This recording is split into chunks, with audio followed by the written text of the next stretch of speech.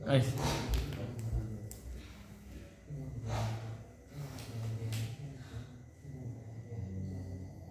Assalamualaikum warahmatullahi wabarakatuh. Waalaikumsalam warahmatullahi wabarakatuh.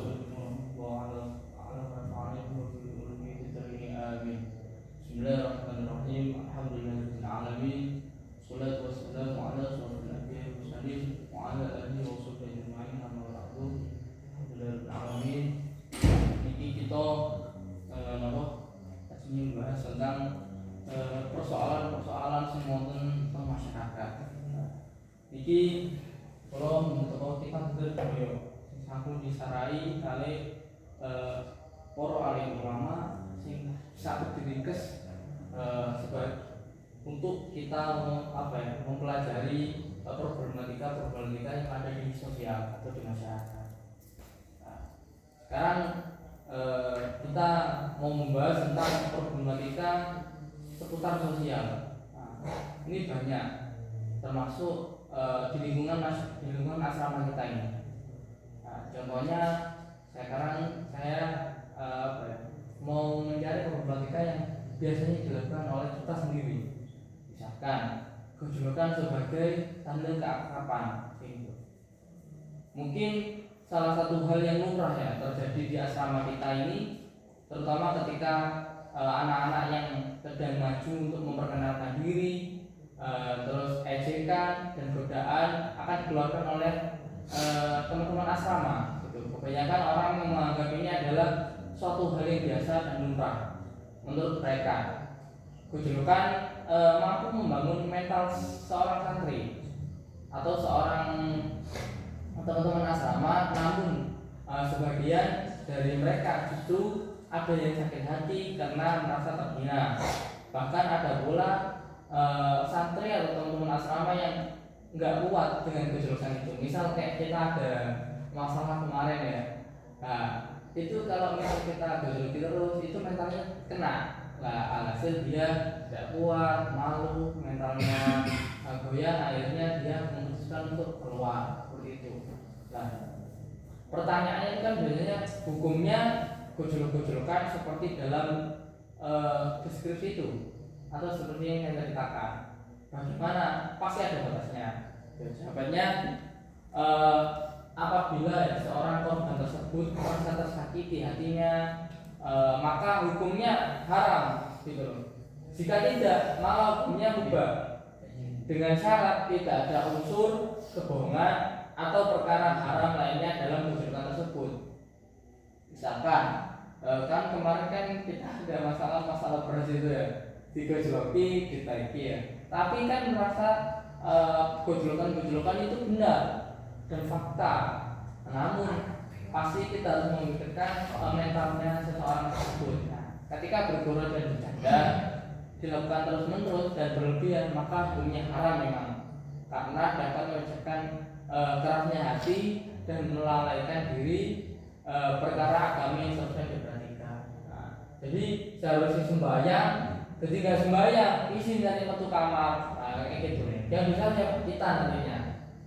Ya, misalkan dia ingin belajar, pengen kantor, pengen belajar. Lah, ketemu kita malu karena kejulukan itu. Alhasil dia melakukan perkara-perkara yang seharusnya diwajibkan, misalkan belajar, sholat dan sebagainya. Nah, itu aja kayak dari Yahya Abu Yahya Zakaria Ibnu Muhammad Ibnu Ahmad bin Zakaria Al-Ansori. Terus pernah nggak kita melihat pengemis di lampu merah yang merasa badannya itu sehat, terusnya kan diwajibkan untuk bekerja, betul. Namun dia memutuskan bahwasanya bekerjanya ya pengemis kayak gitu. Nah, biasanya kan di lampu merah ya, yang sering kita jumpai ya pengemis yang bermacam-macam. Ada yang sudah tua, ada yang secara fisiknya masih kuat ya. Melihat pengemis yang masih muda dan sehat dalam benak kita ya, secara fisik dia masih bisa bekerja dan memiliki kehidupan dan layak daripada hanya sekedar menjadi pengemis. Biasanya kita seperti apa kalau misalkan melihat pengemis yang berbadan sehat? Menurut Raffi gimana? Cuma minta tok. Enggak, menurut sampean pandangan sampean untuk pengemis yang berbadan sehat, namun dia tetap melakukan pekerjaan pengemis, harusnya kan dia juga bisa bekerja jadi kuli, bangunan dan sebagainya. Kenapa dia memutuskan untuk pengemis? Pandangannya sama berikut. Karena mencari pekerjaan itu sulit, makanya dia mengemis, mungkin seperti itu. Jadi sampean maklumi hal tersebut berarti. Ya. Oke. Biasanya sikap kita jika berjumpa pengemis yang masih mampu bekerja, hukumnya kayak apa gitu kan ya? Berbaik sangka dan memberikan sedekah jika tidak ada dugaan kuat akan digunakan untuk hal-hal negatif. Karena ketika tidak tahu motif yang mendorong diri untuk mengemis, ya itu yang salah. Itu saya pernah dengar Gus Fikri ngomong ya. Kalau nggak Gus Fikri itu siapa ya? Sup ekonomi. Itu bicara ini. Anak muda itu seharusnya itu ojo ngomong, anak muda seharusnya ojo ngamen. Dia masih bisa berusaha untuk bekerja gitu. Semisal kita ngasih uang, kita yang salah sebenarnya. Ya kenapa? Kita serasa mendukung mereka gitu. Oh ternyata aku ini duit ini enak loh.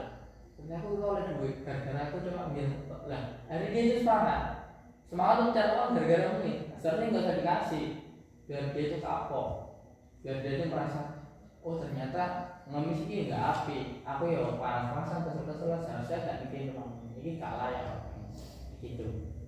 Itu ada beberapa hikayat mengatakan jangan mengusir pengemis yang pertama kali meminta kepadamu. Takutlah terhadap hal ini karena terkadang pengemis itu adalah malaikat. Misalkan itu ada termasuk orang yang mensyukuri nikmat yang malah justru mengkufurinya. Itu dari Al-Habib Abdul bin Al-Haddad.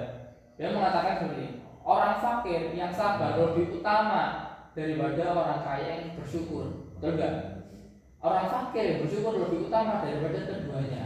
Dan orang fakir yang tetap bersyukur lebih utama dari semuanya. Jadi apa ya? Ya kita nggak boleh langsung mengklaim bahwasanya ini pengungsi wala ini SL rajin dikomyo itu nggak boleh. Soalnya kita takut, kita itu melihat bahwasanya itu malaikat gitu.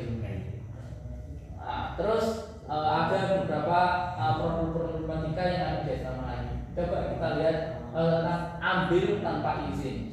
Nah, ini namanya gosok. Pernah nggak dengar gosok? Nah. Menurut pandangannya Mas Rizky seperti apa gosok itu? Nggak tahu. Oh, nggak tahu. Kalau Mas Zaki seperti apa gosok?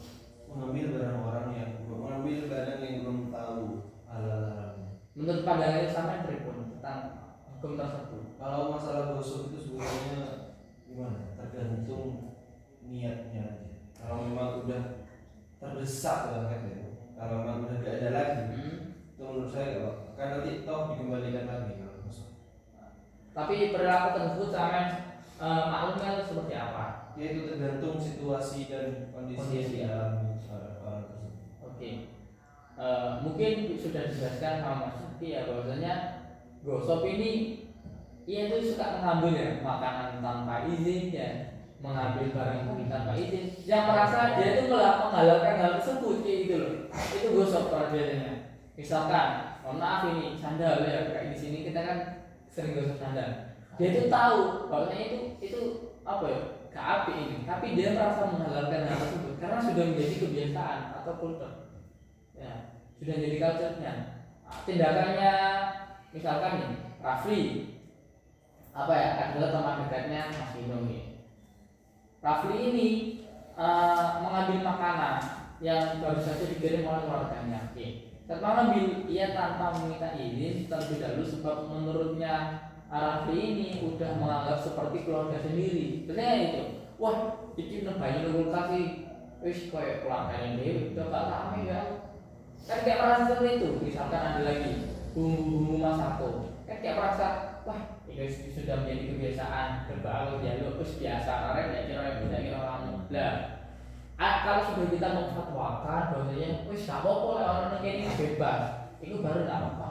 Tapi kalau masih belum ada fatwa tersebut ya kita harus meminta izin. Ya harus meminta izin. Tidak bisa kita mengklaim bahwasanya oh ini keluarga aku gak apa-apa yang kita ambil, itu tidak bisa.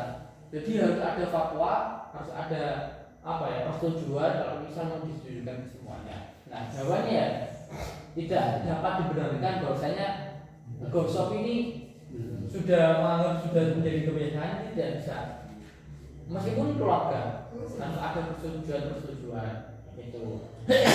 Ya, saya melihat dari referensi yang mengatakan barang siapa yang tak mau berbagi berteman dengan orang mati.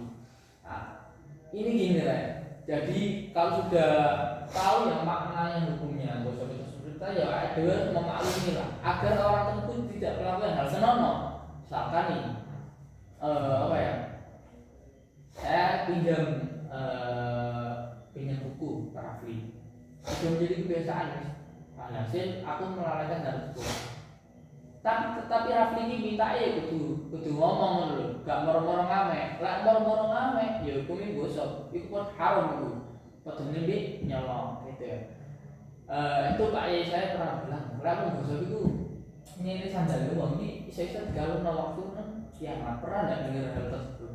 Di kalau kan rantai itu nanti panas, rantai geni rokok, nggak boleh ya. Jadi kalau bisa kita mau meminimalisir orang gosok, orang yang ngambil ya, itu coba medit ngomong. Ojo medit ngomong. Momen nek kanca asrama. Ojo sampai medit rek. Apa-apa barang Fli, aku pinjam barang ini nggak apa-apa. Yang penting dia itu bisa bilang lah. Yang penting dia itu sudah berbicara, berani berbilang kepada sampean, meskipun sampean itu agak berat gitu. Tapi setidaknya kita harus respect sama orang tersebut lah. Ada itu yang ngomong dulu. Nah, ojo sampai medit nak kanca. Ya, soalnya kenapa?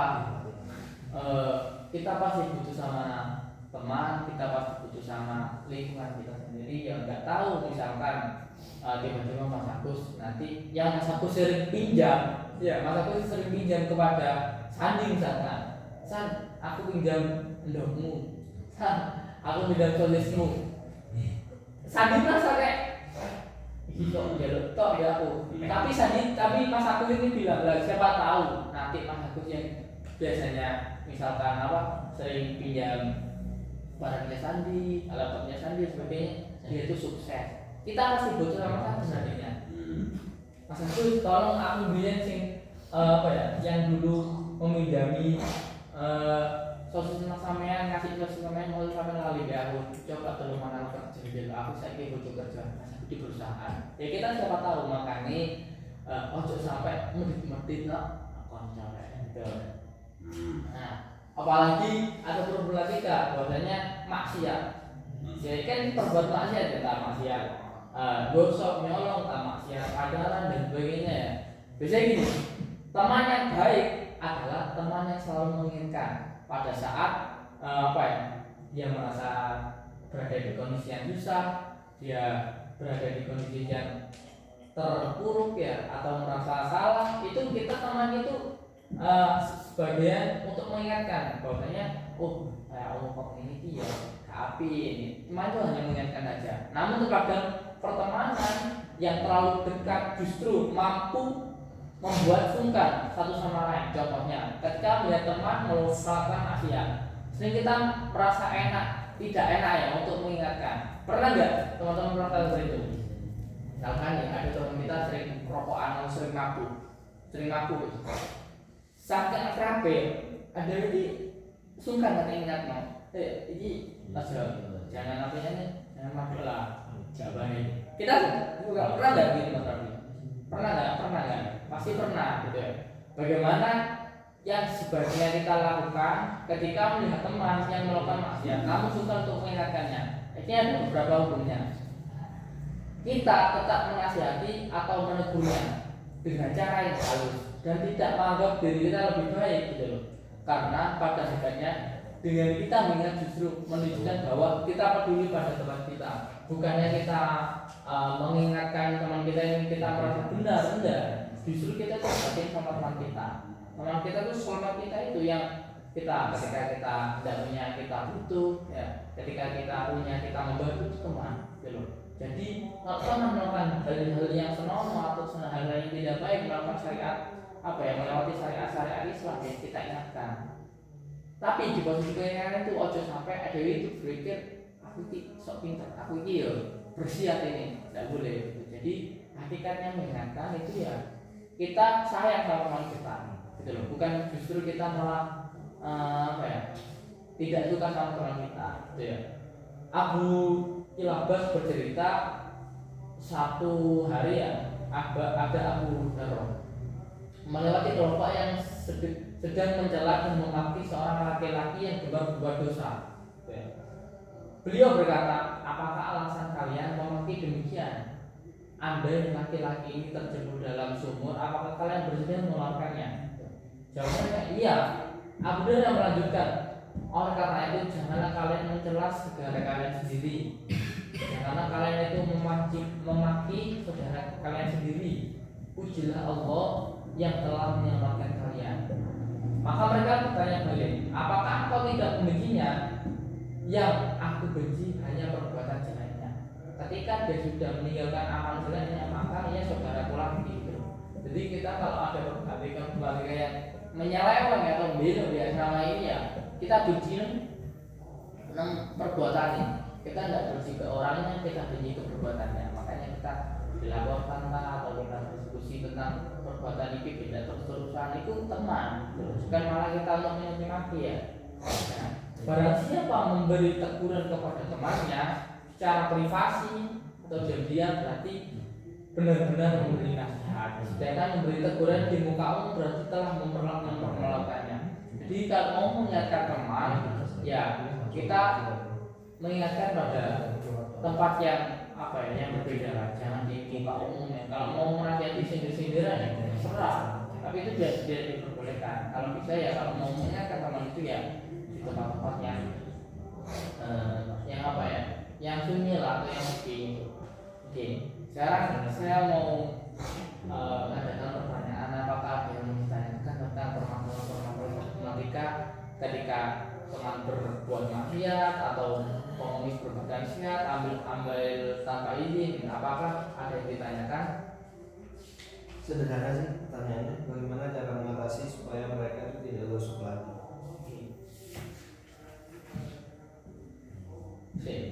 Kalau dari sisi lain ya, kalau teman sendiri di sini kalau ada orang yang gosok mau mengambil tanpa izin, kita merasa gimana? Perasaan kita gimana? Enak nggak? Nggak enak kan ya? Nah, gimana solusinya itu? Mungkin gini, kita adakan forum, ya. Tetap kita diskusi